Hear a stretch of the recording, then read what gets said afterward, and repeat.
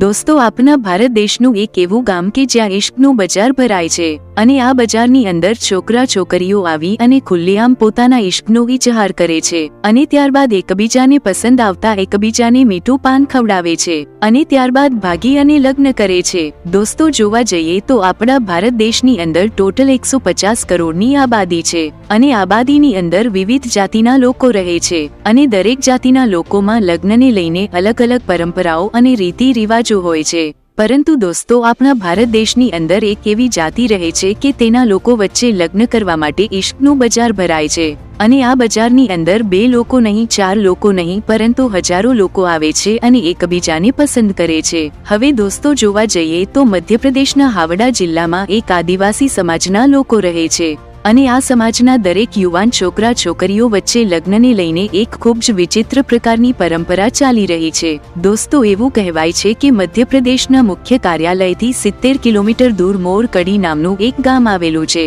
અને આ ગામની અંદર ત્યાંના આદિવાસી સમાજના લોકો રહે છે અને આ ગામની અંદર દર વર્ષે દિવાળી પછીના એક અઠવાડિયા બાદ એક ખૂબ જ મોટા મેળાનું આયોજન કરવામાં આવે છે અને આ મેળો દર રવિવારે ભરાય છે અને તેનો સમય જોવા જઈએ તો બપોરના 12 વાગ્યાથી લઈ અને રાત્રિના 8 વાગ્યા સુધીનો હોય છે અને આ મેળાની અંદર ખૂબ જ મોટા પ્રમાણમાં યુવાન છોકરા છોકરીઓ ભેગા થાય છે અને ત્યારબાદ અહીં આવનારા દરેક છોકરા છોકરીઓ એકબીજાને પસંદ કરે છે અને પસંદ આવતા તે એકબીજાને મીઠું પાન ખવડાવે છે અને તેથી આ મેળાને ઇશ્કનું બજાર કહેવામાં આવે છે, કેમ કે આ બજારની અંદર તમને મોટાભાગે પ્રેમી પંખીડાઓ જોવા મળશે। હવે દોસ્તો, આ મેળો ભરવો ત્યાંના આદિવાસી સમાજના દરેક યુવાન છોકરા છોકરીઓ માટે એક પરંપરા છે અને આ પરંપરા આજથી જ નહીં પરંતુ તેના પૂર્વજો વખતથી ચાલુ છે અને કહેવાય છે કે આ પરંપરા અનુસાર આ બજારની અંદર જે પણ છોકરા છોકરીઓ એકબીજાને પાન ખવડાવે છે તે એકબીજાના જીવન સાથી બની જાય છે અને ત્યારબાદ તે લોકો ડાયરેક્ટ ભાગીને લગ્ન કરે છે અને 2 દિવસ બાદ છોકરો આ છોકરીને લઈને પોતાના ઘરે જાય છે અને ત્યારબાદ આ છોકરીના પરિવારજનોને એક પત્ર લખી અને મોકલી આપવામાં આવે છે અને આ પત્રમાં લખવામાં આવે છે કે અમે લોકોએ ભાગીને લગ્ન કરેલા છે અને ત્યારબાદ છોકરીવાળા આ છોકરીને શોધતા પણ નથી અને આ છોકરા છોકરીને એક જીવન સાથી તરીકે બંને પક્ષવાળા સ્વીકાર કરે છે, કેમ કે તેને આ પરંપરા આધારિત લગ્ન કર્યા હોય છે। આ ઉપરાંત દોસ્તો, આ બજારની અંદર જે પણ છોકરા છોકરીઓ હોય જે એકબીજાને પાન ખવડાવે છે તે છોકરા છોકરીઓ એકબીજા સાથે પૂરી જિંદગી સાથ નિભાવવાની કસમ પણ ખાય છે અને એકબીજાને મંગળસૂત્ર પણ પહેરાવે છે। એટલું જ નહીં દોસ્તો, આ બજારની અંદર તમે જોવા જશો તો દરેક છોકરીઓ લહેંગા અને ચુંદડી પહેરીને આવે છે, જ્યારે છોકરાઓ ધોતી કુર્તા અને પેન્ટ શર્ટ પહેરીને આવે છે અને ત્યારબાદ જે છોકરાને જે છોકરી પસંદ આવે છે તેને તે પોતાના ઇશ્કનો ઇજહાર કરે છે, એટલે કે લોકો વચ્ચે તેને પ્રપોઝ કરે છે અને છોકરીને પસંદ આવતા તે તેના પ્રપોઝનો સ્વીકાર કરે છે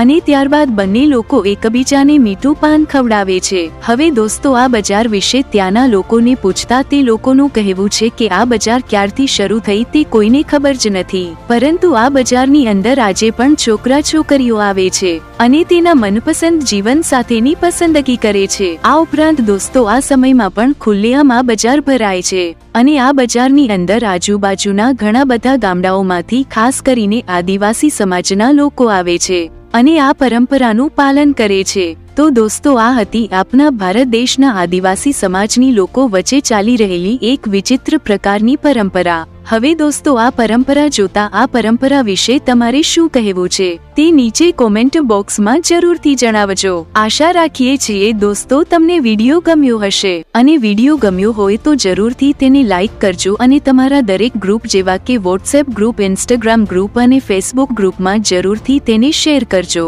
અને દોસ્તો, આવા અવનવા વિડીયો જોવા માટે જરૂરથી ચેનલને સબસ્ક્રાઇબ કરી લો અને સાથે બાજુમાં રહેલું ઘંટડી બટન દબાવી દો। તો બસ મિત્રો, આજ માટે આટલું જ। હવે મળીશું નવા વિડીયોમાં નવા નોલેજ સાથે, ત્યાં સુધી તમને મારા જય માતાજી, ધન્યવાદ।